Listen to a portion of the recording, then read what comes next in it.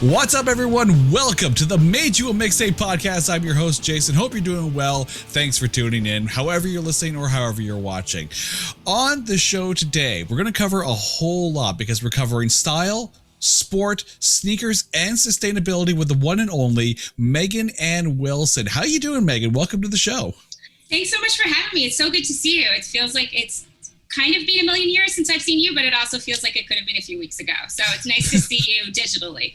At least digitally. Yeah. Okay, so that's a whole, like the four S's that we've covered there, that is a whole range. So can you kind of give us a breakdown as to what it is you do? Yeah, exactly. So on the internet, so if you might have seen me, I'm usually under SheGotGame, and I really started kind of on the blogging and being active in the online community, combining sneakers, sports, and style. So that's kind of where the SheGotGame name came from. We were actually at one of our old jobs at the Score. I was in the newsroom, and they said you had to get on Twitter, So I was like, oh, I like sneakers, I like sports, I like style. SheGotGame. It was like one of those rare good moments. But for me, I've always been interested sort of in that intersection by accident, being someone, who grew up watching sports, but was always interested in uniforms and what they were wearing. And the sustainability standpoint really came from growing up with a family that is really into focusing on living in a way that doesn't impact the planet as much. And whether it was like being organic or making sure we're not using resources as much. And now it's like electric cars. But I come from a family that's really big into activism, into taking care of the planet, taking care of each other.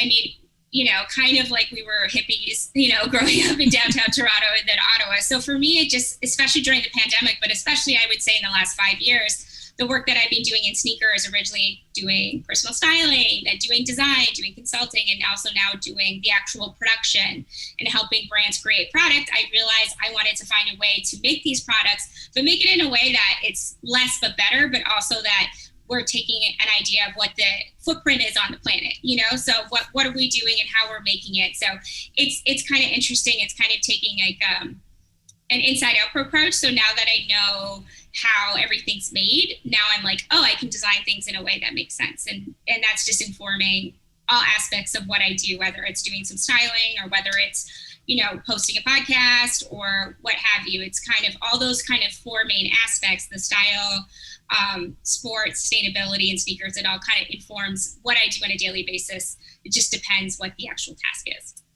So let's start with the styling here, because obviously you are styling a number of athletes, and for anyone who watches a game, and they got the pre-game shots of the players arriving, for the most part it's like, you got the standard suit, the pretty much ready to go, and then you have some athletes that really need a fashion intervention. Right. How as someone who's into fashion, how hard is it watching those shots and going, oh dear God, who let you out of the house? And how did you personally get involved into actually being the one to style athletes?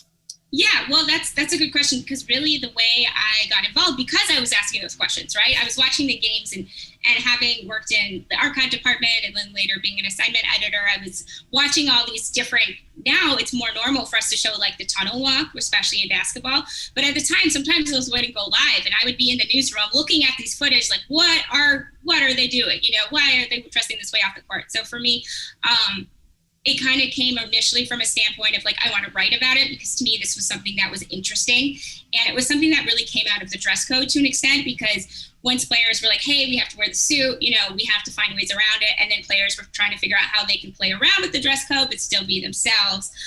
And so I started in it by blogging about it, by having my SheGotGame blog, writing with the Scores basketball blog, which at the time was called Nothing Easy. And then later doing some stuff with the Basketball Jones, and I forget what, and now they're like the Starters, and they've done all their different iterations. But for me, that was kind of my standpoint, as well as doing some sneaker blogging from some different companies. And it just got to a point where I was starting to do styling on the weekend, and I had done some in college. I kind of made up like my own curriculum at Ryerson when I was like, oh, there's no art direction or costuming part of radio and television arts, right? So they kind of let me just do what I wanted in that department. I was like, oh, you want to hang out and paint all our flats for us? Sure, So I kind of taught myself how to do it. I was interning or assisting on different shoots, doing my own shoots, and it just got to the point where I was like, I love talking about sports. in fashion, but I wanted to be the person that wanted to do fashion with a sports influence. So basically, I ended up going to school to study sneaker design in New York.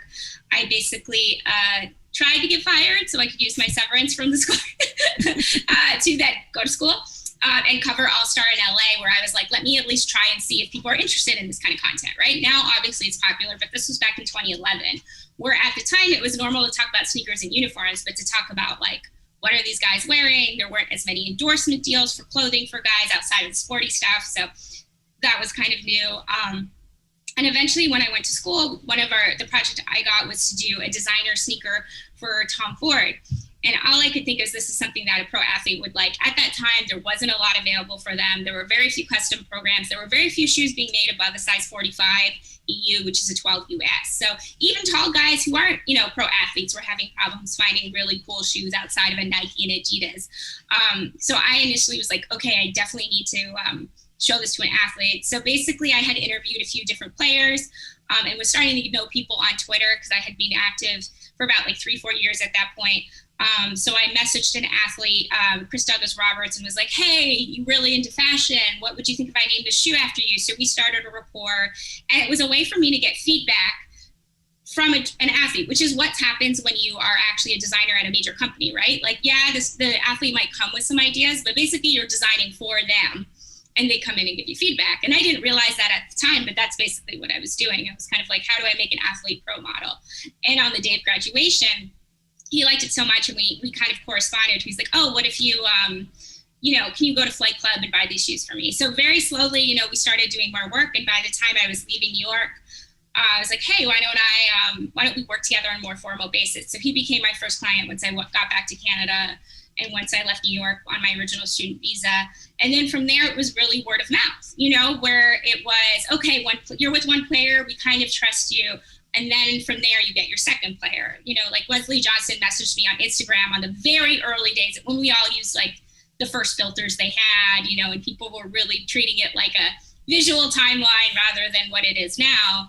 And I thought he was joking, but then I showed up at the Standard Hotel and he was there and we had dinner and we, signed at the table. So it was really a matter of putting myself out there and saying I wanted to do this, but also putting in the time and a lot of the research. And I realized that's kind of what has set me apart is I have a good visual memory, which is funny. We were talking about a bit before we started how like I don't really have an auditory memory, but I have a really good visual and a really good tactile memory where I can be like, I know where that shirt's from. I know where this is from. Like I know this reference point.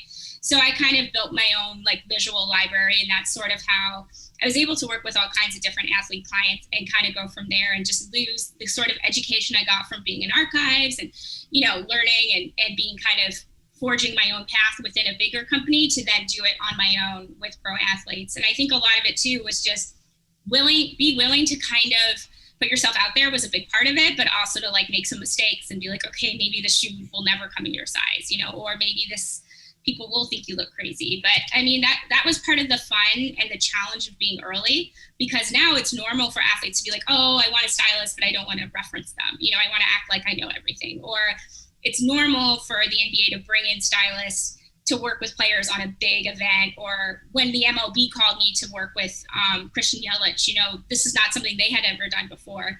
But now it's more normal for them to hire someone out to really help their superstars learn to kind of like grow into themselves. So it was, I think I got lucky because I did it at a time where there was a barrier to entry, but it was mostly just work your ass off and you could get there. Well, now it's a lot, it's even, I think in some ways, maybe harder because there's so many people interested in it.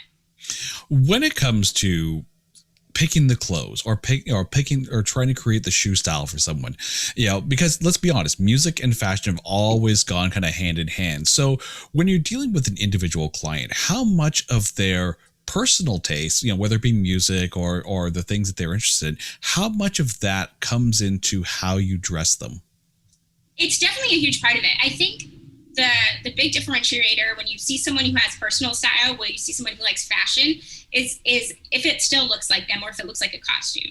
So I think one of the big things that I always think of when I'm styling is that you want to make sure it just looks like an extension of their personality. You have to be like, what brands make sense? So for instance, if I have two clients who may be on the outside look very similar, they're not going to dress the same because certain brands I'll put on one client but not on another. So sometimes it's finding what's that right mix. So maybe, if a client is from New York, I'm going to focus on New York area brands, or maybe focusing on brands that have a certain heritage, or maybe they're brands that they grew up wearing, but hey, they have a really cool collaboration with another company that is, forward thinking, that maybe someone who grew up in a small town is more averse to wearing because maybe they don't want to put themselves out there as much. It's definitely a huge part of it. Something that's the part of styling that I like the most. And I think it's something why I do some personal shopping, not as much anymore, but I prefer to really work with someone on a one-on-one basis, is that you can kind of tell their story through clothes, much like when you design a sneaker. It means so much more when there's a personal story attached. You can kind of have a reasoning behind it. Like even someone, even in baseball, where you might think it's like, not at all about personality. Christian Yelich, he has a foundation called California Strong with some other athletes, and it deals with like forest fires and, ways that the environment, huge devastation on California. So I put him in a shirt from a brand that's from California, that's sustainable, and that, works with less water, is better for conserving. So to me, putting that within Dior, which he wanted something that was a little showier, forward thinking, and the brand is all about collaborations, and he's like being known as a really, big teammate, where for him collaboration is so important. To me, I was able to tell his story through those selections, so that's something that I really think about. And when you're designing a shoe, something that I really learned in going to Pencil to school in New York, and then also doing the reality show with them in 2017, is, you want each component to be there for a reason, both from a athletic and like a performance standpoint, but also from a story standpoint. So it's not just, it'll help him jump faster. Okay, what about it is really pushing it forward? What about it is really specific to this athlete or this person? So if it's, okay, if I'm doing like an orange color, like on these shoes I have behind me, like what's the reasoning for it being there? So to me, it's all about, becoming more essential. And it's something that I really had to learn as I've gotten older, is like the fine art of editing. I fully believe in that, old saying where it's like, you could like write drunk, but, edit sober. And I feel like that's kind of how I design. It's like, or I, work on a project, is like I put as much as I can out there, but the really important process is the editing and the fine tuning and making sure there's kind of like a North Star. Like what does that athlete I'm dressing really want to put together? What does the shoot, what's the real story of the shoot? So I think when you can really fine tune it, you can really have a really clear direction. But it's also sort of like an onion too. Like you have that really clear North Star, but then there's lots of levels once you really get in depth. When a client comes to you and says, I need this, fashion makeover, I need to, kind of up my fashion game and all that, and you find the outfit for them, like, do you see a transformation in the way they kind of carry themselves once you've actually outfitted them? Oh, absolutely. I think, and I think it depends on the athlete or the person, right? Because people tend to fall in two camps. It's either like, oh, I'm helpless, I need so much help. Or it's like, oh, I already know everything. Like, I'm already so stylish. Like, let's just make things even better. They tend to be somewhere on that scale, right? So I find you can see, so maybe someone who thinks they're really stylish, I often find they have a deeper appreciation for what they found. Like, oh, here's this cool new brand I didn't know about. Oh, let me think more about the material. They kind of approach it in a different way. That isn't just let me be flashy. It's like, oh, let me look at the depth of it. So that I find really interesting. And it gives them more appreciation than just having stuff, because one of the reasons I don't do as much styling, not just because, a career, evolution, but I want to, from a sustainable standpoint, it's like, oh my God, I can't just keep buying so much clothes for people. I can't just keep making so much stuff, So I love when I see an athlete or another client just being really, excited about finding a few quality pieces that they want to use a lot, instead of just having a bunch of disposable items. And I think for someone who comes in finding a new appreciation for clothes or finding more confidence, I notice they'll talk about stuff better. Even you can see a physical change. You can see like maybe their shoulders are back more, or maybe they're more open to talking about it. And I tend to follow the idea of like, you got to push them a little farther than you really want them to go, because they'll come back. So I find usually with like clients that are, a little bit scared, or maybe they need a full look, I might show them stuff that's a little bit crazy, and then where I want them to end up feels really safe. So I find, it's always nice, because I think as much as, we can look at clothing and we can look at shoes as something that's super vain, it can give people a lot of confidence. And for some people it's armor, for some people it's comfort, there's so much you can get from it. And I feel like especially coming out of a pandemic, where we've all been wearing probably sweatpants all the time and staying at home. I think there's something about, finding things that feel really like you and feel really special that, can feel almost a little transformative. I'm not going to say anything about the whole pajama pants for a year and a half thing because I would be guilty. Hey, I've been living in yoga gear, so I don't blame anybody for that. I think that's part of it. But there are some days where, I'm wearing that stuff all the time at home, or especially if I'm going to the dog park. I don't want to ruin my clothes. But there is something to be said once in a while, like, okay, I'm going to shower and change and wear a real outfit, because that means I have to get something done, even if it's getting it done in my office instead of my bed. Now, one of the things that's come up quite a bit over these past couple of questions has been the concept of sustainable clothing. You signed up with, or at least paired up with, was it Veneca? Veneca, yeah. Veneca, yeah. So what is, for someone who doesn't know, sustainable capsule clothing? Yeah, so basically it's this idea that really started coming out, I want to say in like the late 80s, early 90s, this idea of having a few different pieces that always mix and match. So DKNY had like their 7 easy pieces. It's been something that's come up in and out of style, or at least in and out of, like trending style in the past few years. This idea of like maybe you have like 10 to 14 pieces and they all mix and match, and you can kind of dress them up or dress them down depending on accessories, depending on how you wear it.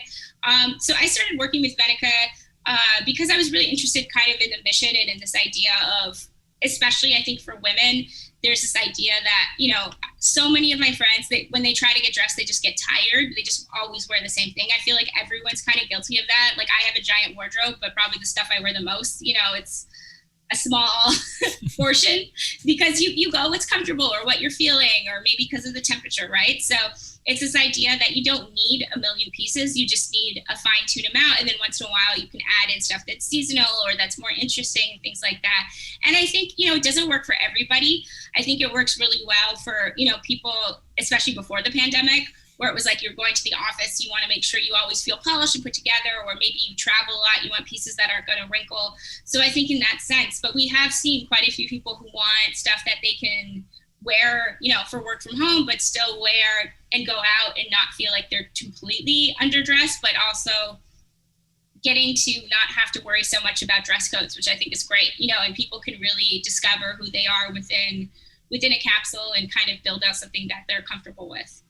That's going to be the interesting thing, because you do have people who have spent, for, the better part of a year and a half, not having to dress up, not having to, kind of go out there and, for lack of a better term, put on a show by actually, putting that outdoor wear on. So now you're going to have people who are probably looking at their closet going, oh, either, this isn't me now, or maybe this doesn't fit anymore because, right. It's been a year. So are you seeing like people now almost having to make those choices and make those hard decisions of, well, what do I do now that I actually have to go back outside?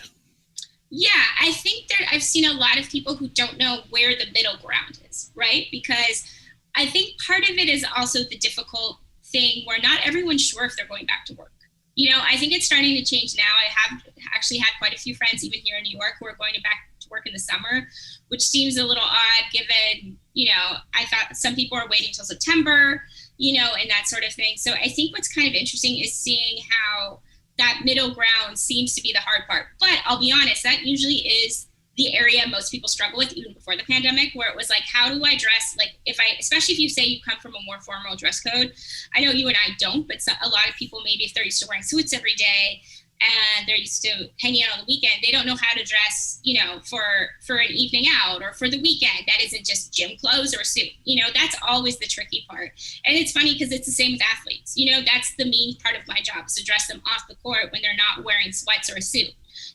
But that seems to be a really consistent area where a lot of people have a hard time is finding. And I think that's because that's where you have the most leeway, and you can decide, like, if I'm going to be, more dressy because I feel like dressing up, or if you're going to wear something, like, how do you really show your personality? So I think there is this sense where, now more than ever we're seeing, but it's something that I've seen for years. I think it's always been that hard part. But what I think is interesting, that I think a lot of work dress codes have become more casual, in the sense where they're letting certain things go that maybe before would have been a lot more reformed, because so many people want to stay home or they want to have some sort of mix of both, right? So it's like, okay, now I can have a bit more fun with my wardrobe, especially since we're seeing that people, were working more when they're working from home, or were more productive when they had, more control over their schedule. I think we're going to see this idea of what corporate clothing is change a lot.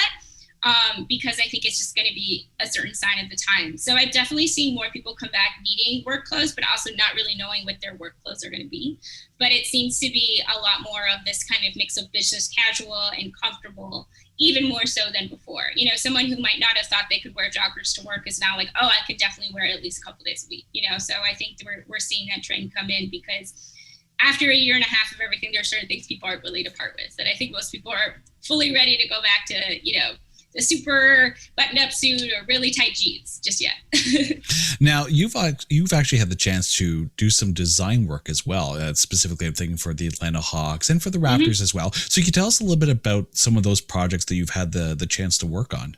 Yeah, so the Hawks one was really interesting because it was a matter of putting together a collection that was actually sold at the arena, but it was also a collaboration with Budweiser and La Marita. So that was a really interesting kind of design challenge to be like, okay, how do you make liquor iconography work with festival iconography in a way that actually looks cute, So that was really interesting. And a funny thing is, I met one of the creative directors who worked on the account side of the project at the dog park the other day. We didn't even know each other. She was like, oh, I was the one that hired you, and this was back in 2016, I think. So it was really interesting to meet her. But what was great about that project is originally it was, okay, we'll make a few pieces, and then it became cut and sew. And part of it was also working in that project was working with the account agency that, hired me, the ad agency, and also sort of working with the team and finding something that worked. But what I loved about that is I really got to be involved in all facets. So it was, I had to do all the designing and hire, a graphic team where I would do a lot of the initial renderings, and they would make it really exact for printing and exact for production, because at the same time I had to find factories, I had to set colors, I had to find fabrics, I had to hire models, I had to plan a photo shoot, hire a photographer, hire a videographer, all that sort of stuff. And what was great is I kind of was able to, in some ways, make it as big as I want, in terms of what we were able to bring out, and actually getting to go down to Atlanta and see it in person and see the builds out, and the team at Cornerstone, they built a whole locker system and it looked really cool. So it was a really amazing experience to see, clothing made and sold, and see a whole group of cheerleaders wearing it and people buying it. So that was really neat. And it kind of was a really great way to experiment with, working with major brands on that level, and to see how it went. And it's something that I would definitely do again in the future. And I think now that I've done it, I have a better idea of, how could I make it more sustainable, or work with different materials and, certain cuts, and finding certain vendors and things like that. So that was a really interesting, project. It was definitely one where I didn't sleep a lot because, I was still living in Toronto at the time, and then I was flying down to my factories in like New Jersey, and then calling a factory in China, and then doing meetings in New York, doing photo shoots in Brooklyn. So it was kind of, it was definitely crazy. And then later going to Atlanta. So, but it was so much fun to get to do like a bodysuit, a bomber jacket, leggings, all these kind of pieces that I still have, and, that are still being worn. So that was something that I really liked. And it's something that definitely I want to keep doing more in the future. It's just kind of a matter of figuring out what are the right partnerships that make sense going forward. But getting to make, NBA gear for women that wasn't just pink, or wasn't just, wearing men's stuff was a really fun experience for me, being that, I've grown up wanting cool sports gear my whole life, and it's often just been like, oh, you just have to make it yourself, So getting to actually design it and create it and see it on people was really affirming. Obviously, the NBA has a history of being a very fashionable league. NFL kind of follows suit a little bit. And of course, you were mentioning you were called in by the MLB to work with Christian Yelich. Mm-hmm.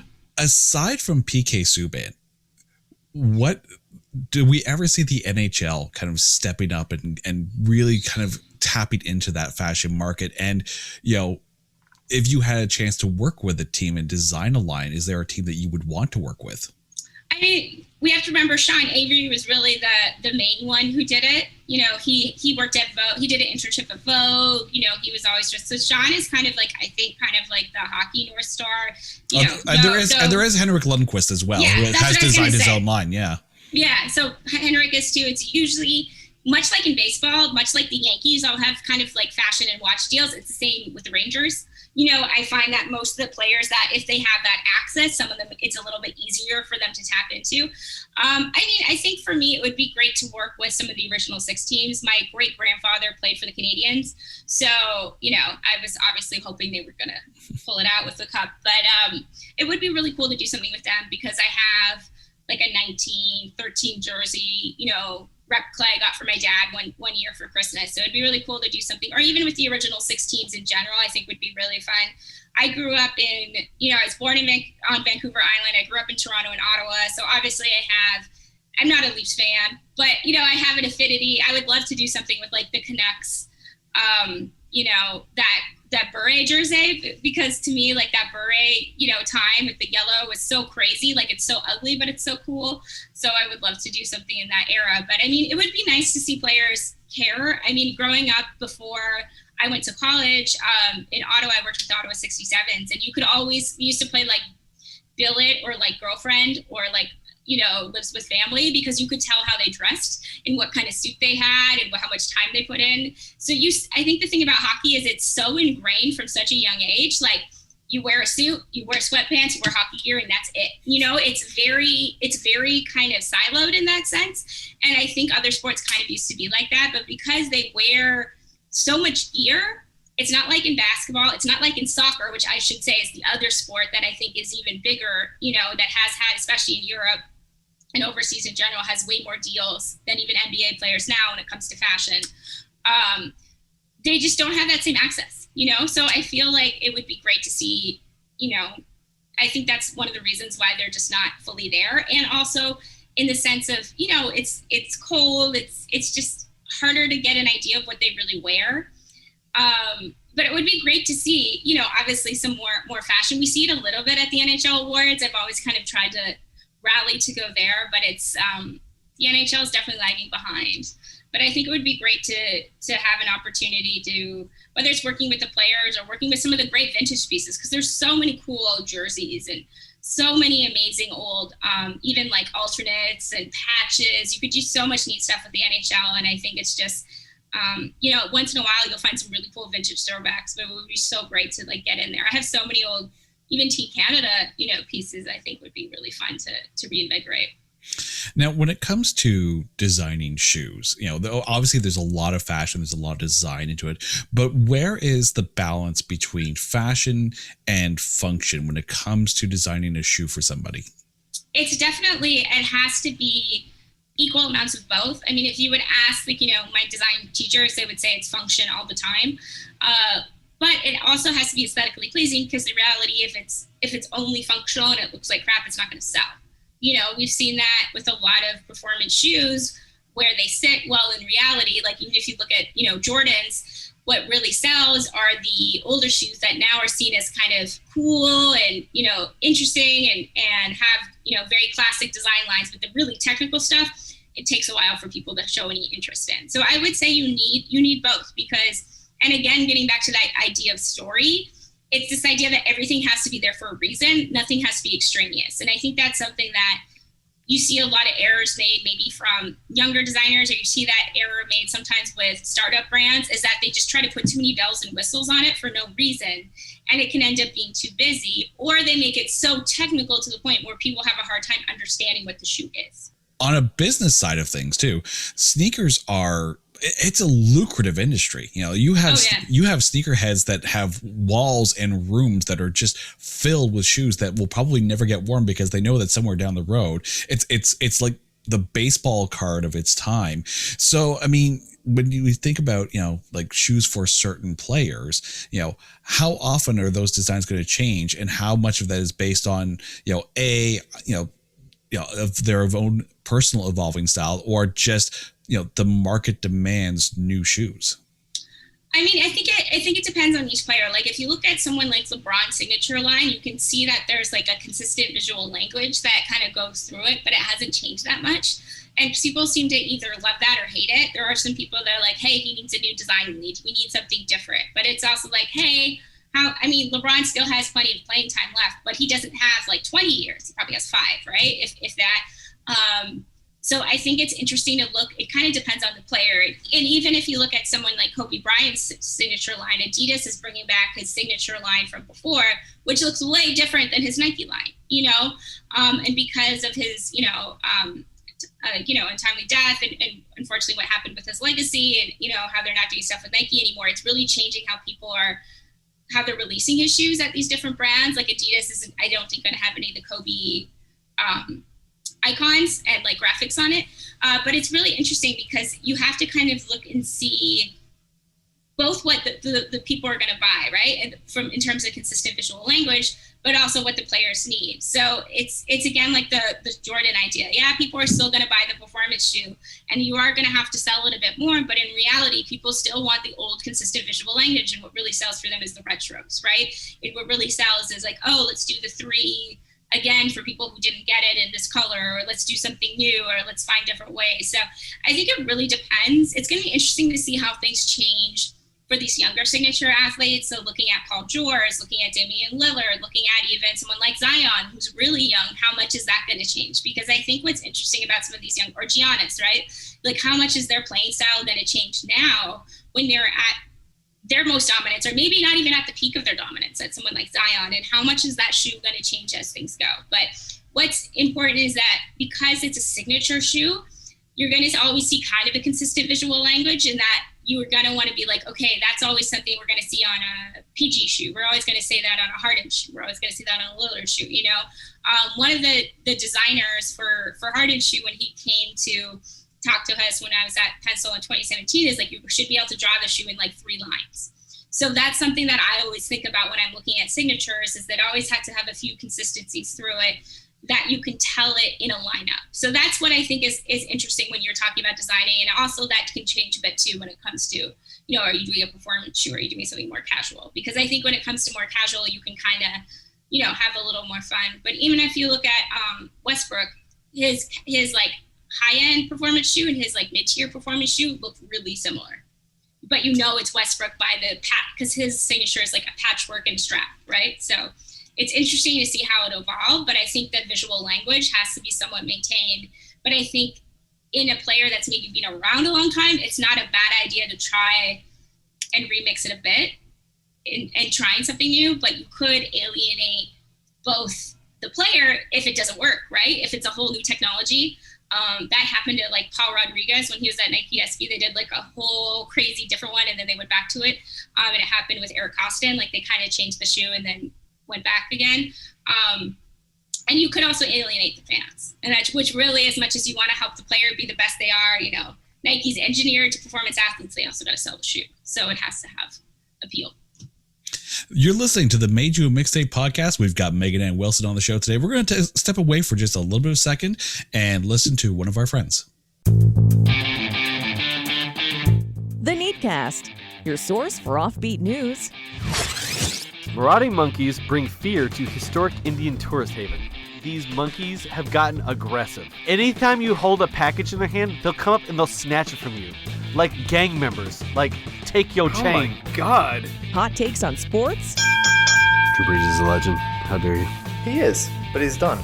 No, he's not. You pardoned him. He's coming back. He wants to pardon Drew Brees. I want to throw him in prison. And deep dives into the paranormal. The Loveland Frogman. At approximately 3:30 a.m., an unnamed businessman, the most credible witness maybe you can find. Unnamed businessman. I was just doing business when I saw a frogman. Join us every Monday and let's talk some bullshit. Available on Apple Podcasts, Spotify, and all your favorite podcasting apps. All right, welcome back to the Made You Mixtape podcast. We are talking with stylist, sneakerhead Megan Ann Wilson. Now, earlier in the show, you mentioned that you were on the YouTube Red series that was kind of, I guess, Pencil was sort of involved with that or not. So, I mean, that was one of the first YouTube Red originals. So how did that come about, and how was that entire like time on the show? Yeah, I think it's YouTube Premium or Originals now. They changed it because I think no one knew what YouTube Red was, and they kept getting it confused with a certain pornographic channels thing that is very similar. It was a big joke everyone made. So it was really interesting. Looking back, I'm really glad I did it. At the time, it was super crazy. So I ended up getting cast. I was one of the later ones to get cast, I think, because I was in New York for Men's Fashion Week. So I want to say it was end of January in 2017. And I was also at that point in my career where I was kind of like, okay, what's my next like pivot forward? You know, I was styling athletes, but I was like, I want to do more design. Like, do I want to do more of the press side? Do I want to, you know, go back to school? I was kind of figuring out where I wanted to go. And I have done pencil once before. I did when it was in its much smaller state. Now it's a big shoe design academy. But at the time, it was like a one month course here in New York at Parsons. It was great. Started my career, loved it, but it wasn't as intensive as it is now. So what had happened is a friend of mine had, you know, been approached like, oh, do you know anyone who'd we want to get people who are into sneakers. And then I ended up talking to someone in casting. And at that point I have done, you know, a fair amount of press, not as maybe as much I had done now, but given that, you know, I used to work at a TV station, for me doing press has never been something I'm scared of. But clearly I can talk forever. So I was like, cool, I'll try it out. So basically what had happened is I had a few interviews. I had to basically do a project that was kind of a way of, you know, getting us from semi-finalists down to finalists. And being that I was Canadian, that was another, you know, signpost. At that point, I didn't have a work visa. You know, when you're Canadian coming to the States, you can kind of go back and forth. You're not supposed to actively work, but you can kind of, you know, have meetings, go to Fashion Week, all that.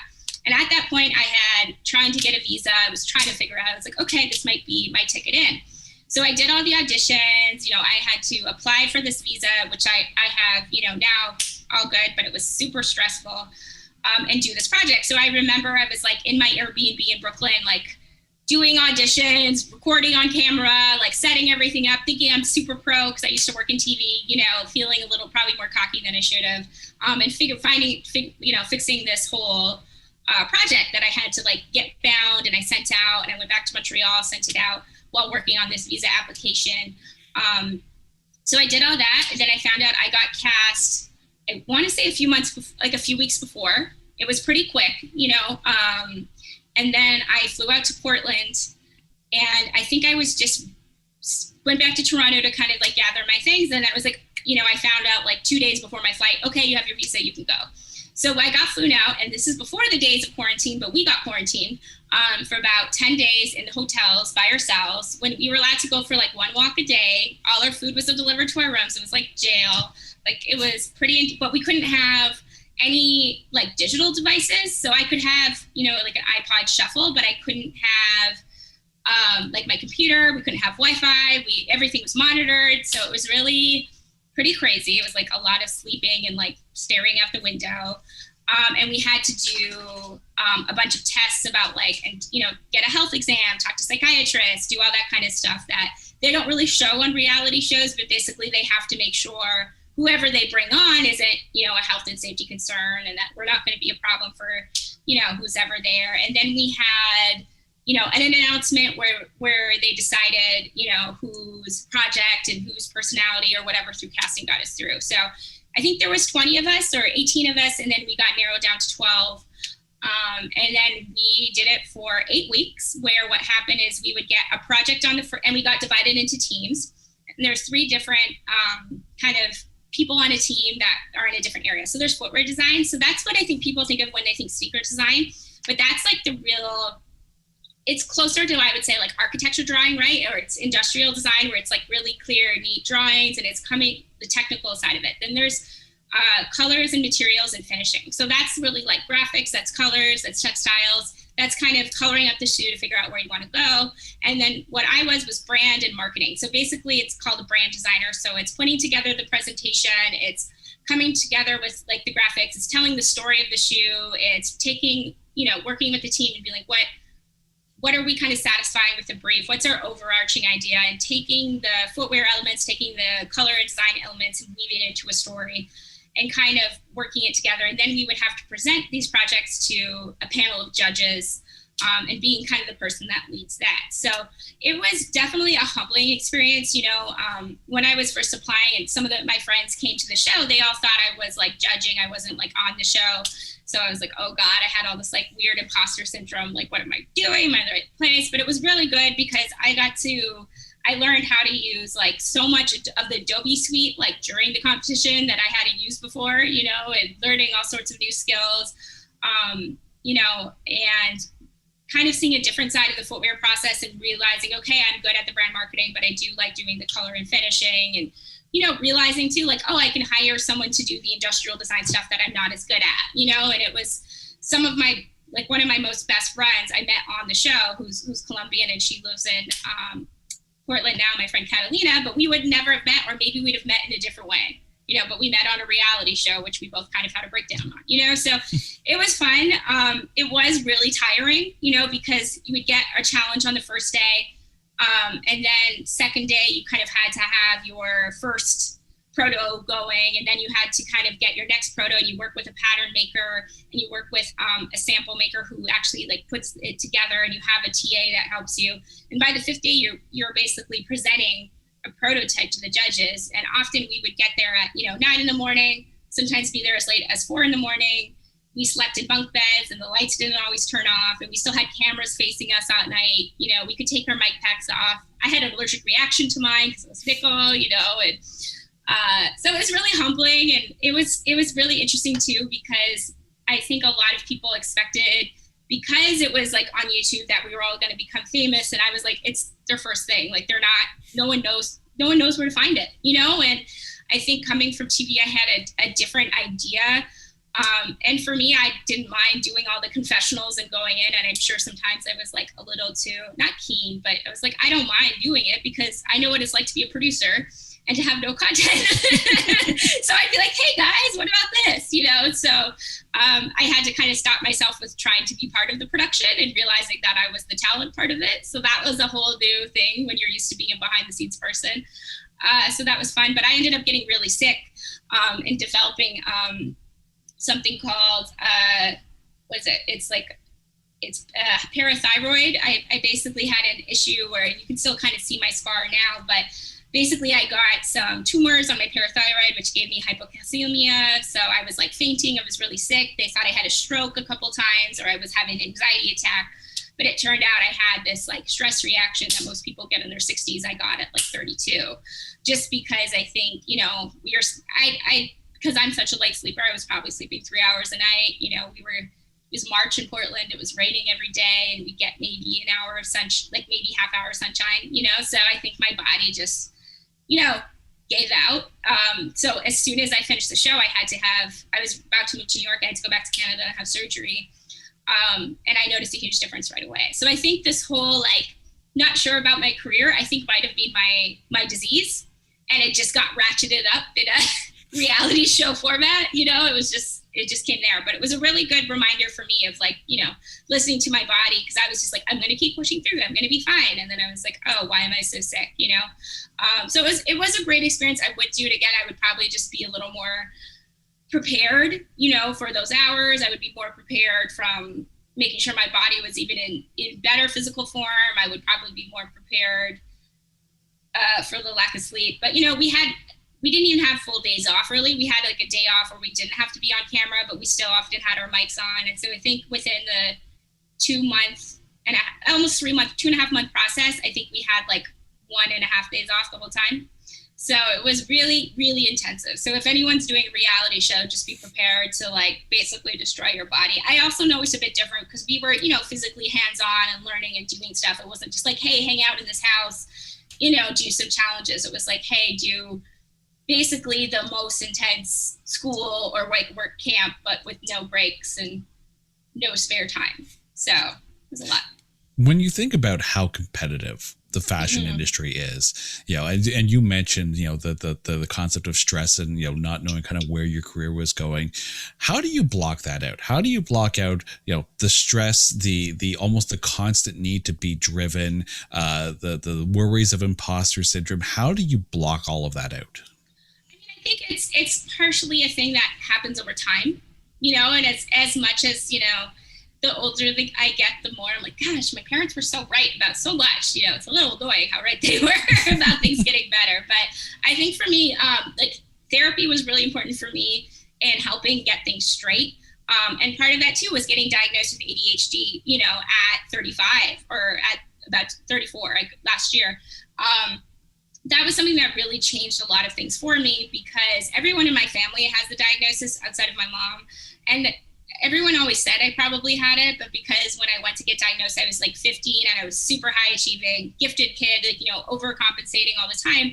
They're like, oh, she's just, she just talks a lot. She's a little hyper or whatever, but her grades are so good. She must not have it. When in reality, that's usually how it manifests in women, from a sort of like competitive, really high functioning, doesn't sleep standpoint. So even doing that and just realizing and, even being on Reddit and being like, oh, there are other people who think like me, oh, suddenly this makes sense. Like when I was younger, I could have 10 things on at once and still work, but now I can't listen to music with words when I'm working, or I'll start writing the words. Like that never used to happen to me before.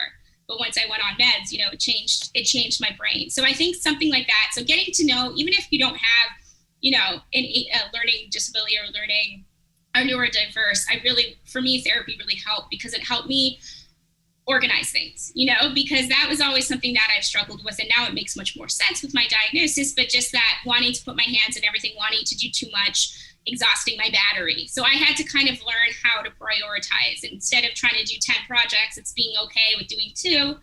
And if other people can't wait, that's okay, but I have to look out for me first, and I think that's something, being a big sister and always being someone that is used to taking care of people, I had to kind of relearn how to take care of myself. That was really important. And I think in terms of imposter syndrome, it's just been learning that, everyone's figuring it out. We're all on different levels and there's room for everybody. Even now, I think when I was trying to figure out, especially when you mentioned that career kind of shift I had, and I went through it again in the pandemic, I had to interpret how I wanted to see things and be focused. And once I got there, I felt so much better. But for me, it was realizing everyone has their own space and I'm not in competition really with anyone else. Maybe just myself and the fact that I don't want to let myself down, but it's also understanding that all your mistakes you can learn from. That's the main thing. And if you don't learn from it, it's okay. You're going to get forced to learn from it again. It's going to come back around and hit you in the ass again. Don't worry. It just might, take a bit longer for you to recognize it, or it might happen sooner. So for me, a big thing about, combating and balancing has been, not being as, I don't want to say as motivated, but not as serious about stuff, learning to laugh at when things go wrong, learning to be okay with not getting certain projects or certain looks, because the reality, there's always more, and I had to, something that really helped me was this Japanese technique, ikigai, understanding what are you good at? What do you get esteem from? What motivates you, and getting to do that during the pandemic was really helpful for me, because it makes it so much easier for me to edit and be like, I don't have to worry about that project because it's not really gonna, it's money, but will it actually push my career forward? Will it actually pay my bills long term? Will it actually make me happy? No. So I don't have to worry about it. So it made it way easier for me to understand when are the right things to get worried about, instead of worrying about all the little things. So I think that's something that helps. And I think also not just having giant goals. I think for a long time, I just had these big giant pinnacles, and then I would sometimes get them and then I wouldn't know what to do with myself, or it would feel too overwhelming. So I find it's good to have a few big goals, but make sure you have those little step goals, on the ladder, the way there, because then you can achieve them regularly and you'll feel really good. If you can get one every few months, maybe if they're really small, once a week, that will help keep you motivated and realize that maybe, it might seem like it'll take forever, but you'll get there in 3 years. You'll look back oh, I achieved so much, instead of oh, I finally got this goal, but what happened? If you think in that standpoint, it tends to feel a little overwhelming, or you get there and you don't feel like you really, achieved much because you've been so focused on this major goal. You didn't see all these little things that got you there. So I find that helps a lot. And I think just learning what you're best at and learning what you're good at, and realizing you don't have to do everything has been really transformative for me, because I used to beat myself up that I wasn't, I would get teased in my design class for not being good at proportionate drawing or being messy.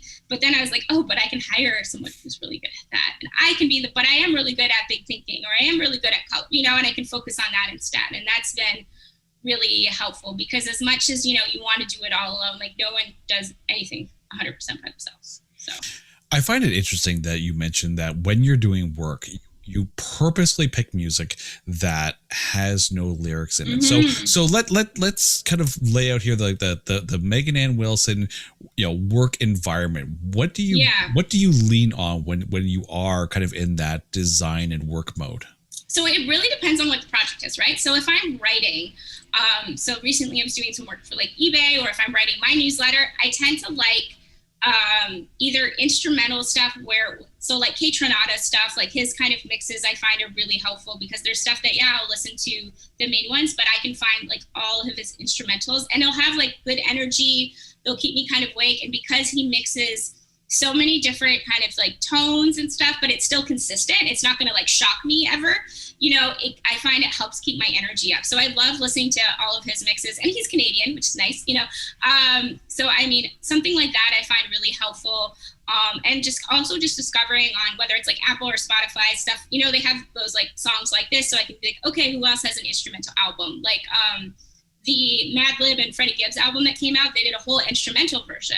And that stuff is really great. So, sometimes I've noticed if I'm doing stuff that is like, sometimes if I'm like organizing a bunch of stuff and I just need a little more energy, something like that is a little heavier on the beats or heavier on the energy level, I find is really helpful. I also discovered in the last year, like movie soundtracks, I think are really helpful. Like I love like Jurassic Park and, like all these like big crazy movies, and the soundtracks for those are always so multi-layered. So having something like that on when I'm trying to figure something out, or I'm doing like 10 pages of emails, is kind of like, okay, this is keeping me awake. I can go through, I can do 10 more emails, like something like that I find really helpful. I can't listen to stuff with words if I'm not writing, or if I'm doing something that's a little more passive. So maybe if it's like, like organizing fabric or going through color, or if I'm like doing my filing, stuff like that, I can kind of dip in and out, or it might be something I might want to sing along to. So I realized something when I was thinking about, what would be, the music for my life. And it's really interesting. I'm always looking at a lot of women that are multifaceted. So it might be Rihanna, because, she's able to have all these different viewpoints and like to have all these businesses, but when she does it like 100%. So I'm like, oh, I really like listening to her when I'm like really working. Or even someone like Dolly Parton, because to me, she's had such an interesting career, and I can sing along to it, and it's like keeps me awake, keeps me going, keeps me focused. And that's something that I really kind of lean on. Or it's stuff that I grew up around the house. My dad being someone who is always like kind of a guitar player, it was always like anything from like the Kinks and Eric Clapton to Stevie Ray Vaughan and Led Zeppelin, some of the more classic stuff. If I'm feeling nostalgic or I'm missing my family, I find is really like, even if I'm cleaning the house, that's something that sometimes that I'll lean on that, kind of reminds me of being back home with my, crazy family, but still having my own space. I'm glad that you brought up, kind of like what you listened to, when you were, at home, with your parents and whatnot. And how much did that influence like those early music choices? So I'm going to put this out there. Do you remember the first time that you went to a record store with your own money and bought an album for yourself? Oh yeah, I bought Mace Harlem World. Yeah. Okay. So for me, it was like a lot of, I think because I grew up snowboarding and skateboarding and playing sports, to me, it was always a mix of like hip hop, and there was some punk and stuff like that. So it was always sort of an alternative. And I think because also a lot of the stuff my dad listened to, I heard it at home. And I also grew up in a house where it was like CBC and like NPR was on day and night, like when my mom wakes up and my dad wakes up, CBC's on, so for me, I think it's consistent in that I listen to so many podcasts and I listen to so many audiobooks. I love listening to audiobooks when I'm like making, like I made like my headboard and like a desk or like something like that I can kind of listen to somewhat actively, but not so active that I get distracted. And I think that comes from growing up and hearing it every day, like it's the soundtrack of our house is a CBC or a podcast, or it's NPR or something like that, is a doc series. So I think that's something that is really consistent. I think in terms of like maybe music that when I was younger, that kind of came from the influence. I did do a lot of like recording off the radio, when we had tapes. That was something that was really, and making my own mixes through there. I don't always remember what I put on it.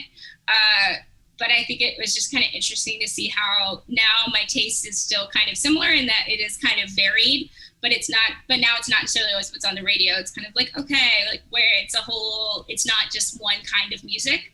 And I think that's something that also comes from growing up because, there was also like a lot of like opera and classical, having, a grandmother that sung opera, having a mom that's, was singing. I'm the only one in my family that, doesn't play an instrument. I'm pretty tone deaf. I'm very much like the visual, tactile person in my family. So it's it's just funny to see how that shift is in my house. But it's kind of, I was thinking about that today, how interesting it is, like certain, even if I'm not always listening to all the stuff I grew up listening to, it does come in and out, or it's like sampled in the music I'm listening to now. And how, the idea of radio is now podcasts, and how consistent it is in my life, and how I'm so used to having that soundtrack, and how it's the 2021 version of it, Which I think is a perfect spot to jump into the big question. So if you, Megan N. Wilson, had to introduce yourself to a total stranger, but instead of saying, "Hi, I'm Megan," you hand them a mixtape, and on that tape are songs that tell the story of you. What songs are on that tape, and why are those songs there? So I think that it's going to be a mix of really hyped up hip hop that in the time, I grew up listening to, coming back and forth to New York and being in Toronto. So it's going to be things like Dipset Anthem from the Diplomats. There's going to be like, Oh Boy, but there's also going to be like obscure hip hop. So they're not really obscure, but somewhat. So there's going to be like MF Doom. There's going to be like anything from the Food album. There's going to be like, I'm trying to think what else I would have had. There's going to be a lot of like NERD and Outkast stuff that I listened to working, because even when I was, in college, I was also working at certain clubs at night as a promoter. So there was a lot of that sort of stuff. Or when I was working late at night at the Score, I needed to listen to music that was going to keep me up. So it was a lot of stuff that it was also heavily sampled. So it was a lot of stuff like the Pharrell and the Neptunes did, where it was kind of mixing in this sort of like rock within hip hop. Especially like like the song like Rockstar and Clips' Grinding, stuff like that. But then there was also going to be some real like more emotional hip hops. There's going to be like Kid Cudi. There's going to be like Atmosphere. I was really into it was like all over my live journal in high school. But then there's also going to be like some Alexis on Fire. I went to one of their shows in 2019, I think. And it was just like, oh, wow, this reminds me of high school in a good way. It was like a certain amount of rage and like energy. And I think that's something that's really going to be consistent through it. But then there's going to be, stuff from like Billie Holiday, Dolly Parton, Ella Fitzgerald. There's going to be some stuff with her, whether it's like Rihanna. And I think it's just consistent in that there's going to be a lot of a mix of high energy stuff, but there's still going to be a lot of stuff that has a certain amount of emotional depth. So that's really and I think also there'll probably be a few big instrumental things. Like I think like Kate Tronada said he did in Montreal, I think it was that Boiler Room, is like still something I'll put on YouTube and like listen to the whole thing while I'm like cleaning the house. I think one of the most impressive things about you is that you had this moment where it's like, okay, I'm out of work and I'm just going to like dive right into what it is I'm truly and honestly passionate about. And you've been able to, like, for, as you mentioned, 10 years, been able to basically chase and live your dream. Now, for anyone who's listening to this show right now and they're in that situation where they're at a crossroads and they're like, if it's kind of now the time. What's your advice to someone who finds themselves at that point in their life? Well, I think it's really important to take a stock of where you are and what's really important to you. and understanding what's really going to like fill you up, not just in like a sense of like what makes you happy, but what's going to give you esteem, what can you pay your bills. So doing something like Ikigai or doing something like archetypes, where if it's figuring out, okay, what are like the three main things that really focus. So for example, for me, it's like visionary, which is kind of like entrepreneur, leading something, it's creative, and it's caretaker. So for me, I realized, especially during the pandemic, and I'm at all different facets of my life, but I realized I was focusing too much on taking care of other people, and I wasn't being creative. I wasn't doing stuff that felt like I was like, pushing the world forward. So I had to realize I need to have more balance in my life, or maybe get part of the caretaker part. Like for me, adopting a dog has been really helpful because that takes a lot of the need I have to not mother other people, but it took that out. So I think doing those kind of exercises is really helpful. The more that you can take time to know yourself and figure that out, but also realizing that you don't have to know that. Like I changed all this stuff when I was 25. I'm about to be 36. So like that gave me time in over 10 years, to really learn what I needed and what made me happy. I didn't know all that at 25. So, but also recognizing that you're not going to have all the answers. And I think at those kind of inflection points, if you don't have a certain pathway in mind, it's good to try a few different things and figure out really what makes you happy. Because I think a lot of times, and I see this a lot with kids, going to college or after college, they're so focused on one career path, and then they get there and they're not happy, or they're not, it doesn't fill them up, or it doesn't give them any esteem, and they're working a job that they just thought they wanted because it looked good on a resume, rather than something that's really gonna build a career. So I think part of it is taking the time and trying different things and really get to know what you're good at and taking that pressure off yourself. What works for some people is, maybe having a job that will pay your bills and taking the time, to try these different jobs out that maybe aren't making as much money. So I think it's a matter of making sure you can take care of yourself, whether it's, financially and health-wise, that you are not exhausting yourself, because that is definitely something I did where I tried to do too much and I got sick, so make sure you're still taking time to relax, but also, try a bunch of different things, take your time, work on getting to know yourself. You don't have to spend a ton of money, if you have it in your health plan to go to therapy and you can afford it, great. But you can also listen to audiobooks, listening to writing stuff down, keeping a journal, and also writing down too, I think it's really important to get an idea of like what you wanted to do and look back, because now that I can look back, I'm like, oh, I did so much, but in the time I thought I wasn't doing anything.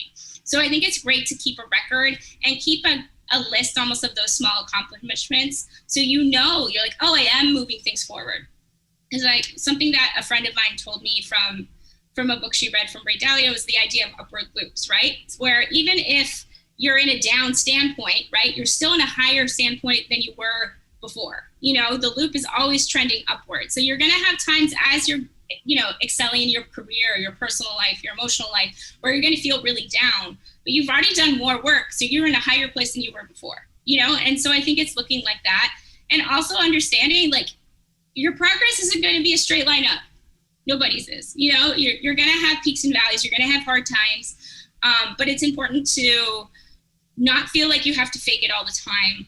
I think there is a lot of power in being vulnerable, but also understanding that, you can take time and not have to share everything all at once. You can do what feels right for you, and don't try to compare yourself to what everyone else is, because it's that idea of like, if you're comparing yourself to everyone's highlight reel, when you're comparing your uncut version, you're going to feel terrible, right? Because you're going to compare all those little things to someone's like high, big moment. And that's not the way to do it. So I think just making sure you're not rushing it either, because it's super common now for people to change careers multiple times, So I think it's understanding also that it's a pivot. And something that I found really helpful too is even if you are changing or shifting, there's still going to be consistent from one pivot to the other. Right? Like for me, even if I brought sports with me, but I brought, a visual identity, and I still got to do that when I was, working in broadcasting. I could do it now. Like you have certain relationships you can move forward. You have certain skills that move forward, even if they don't look transitional right now, realizing that you're not starting from scratch. Everyone has skills that can transfer to different industries, to different areas. And, it just sometimes will take a bit more time for you to recognize that, oh yeah, okay, I'm not as, starting at zero than I thought. Megan, this has been absolutely inspirational. Thank you so much for this. Where can we find you out on the interwebs, and what's up next for Megan? Yeah, so you can find me on Twitter and Instagram under SheGotGame. On TikTok as SheGotGame85. I'm going to be doing more episodes of my podcast, the SheGotGame podcast. So it's going to be focusing again on this intersection of like sports, style, sustainability, and often sneakers. So that is on my Substack, and it's on wherever you get your podcast. If you just look at the SheGotGame podcast, the newsletter, you can find on my website, meganannwilson.com. That will take you to the link to the newsletter, the podcast, everything else. It's just easy where to get all the access. In terms of what I'm working on putting on more episodes out. I'm working on a few brand projects, which unfortunately I can't talk about right now, but are going to be really exciting. But I'm really trying to focus on, creating sort of like the less but better product model and trying to make sure we can make more things here in North America, both in Canada and in the US, and trying to, if I am going to be, bringing products into the world, making sure they'll last a long time, or you can recycle them, and, just making sure people are doing what they can to, live a little bit more sustainably, but also understanding like it's about the little things, but it's also about, keeping the big players accountable, because that's really how we're going to change things. Megan, thanks so much for this. And to our listeners, thank you for listening to this episode of the Made You a Mixtape podcast. If you're listening to this on any of the audio streaming services, you can actually watch this entire interview over on YouTube. But if you're watching this over on YouTube, you can head on over to any audio streaming service, whether it be Spotify, Apple Podcasts, or Good Pods. If you love your podcast, you want to head over and download the Good Pods app. It is phenomenal. Either way, thank you so much for listening. We will see you next time right here on Made You a Mixtape.